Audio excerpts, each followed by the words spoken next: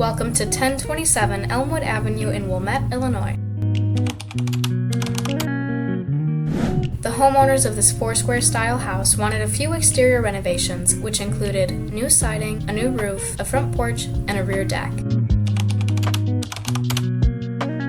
For this project's materials, we used James Hardie lap siding in the lovely subdued gray color, aged pewter. We also used James Hardie for the trim in the iconic Arctic white to give the house a little extra pop of color. And finally, we used TimberTech materials for the construction of the back deck and the front porch.